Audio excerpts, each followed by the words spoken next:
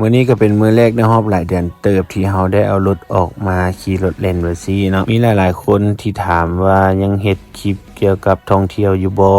บอกไว้เลยว่าเรายังเฮ็ดอยู่เนาะแต่ว่า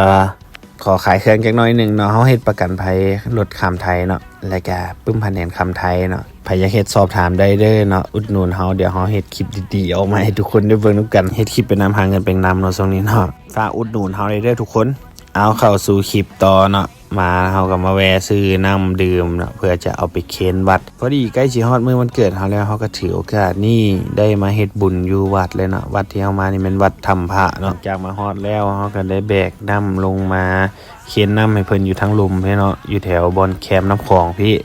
และเคนน้ำแล้วว่าสิไปให้หัวอาหารป่าลืมไปเนาะว่าบ่ได้เอาเงินสดลงมาเลยว่าบ่ได้ให้หัวอาหารป่าซ้ำเขาก็ออกเดินทางมาต่อเลยเนาะสถานีต่อไปที่เราจะไปแม่นคาเฟ่แคมป์คอฟฟี่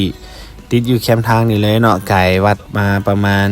5-6 ลักนี่ก็สิฮอดเนาะบรรยากาศแคมป์ทางก็สิประมาณนี้เนาะโชคดีไปมื้อนี้แดดบ่ออกเนาะก็สิได้ท้องฟ้าประมาณนี้เนาะครึมๆเนาะเดี๋ยววันนี้เราก็มาฮอดแล้วแคมป์คอฟฟี่เนาะขี่ม้าสิอยู่เบื้องซ้ายมือสิเลยเป็นหันขาวๆไปสิเลยเนาะวัยรุ่นมักมานั่งเล่นนี่แหละหรือมาเล่าสู่ฟังเนาะก่อนหน้านี้ที่เราได้ออกมาขี่รถเล่นแม่น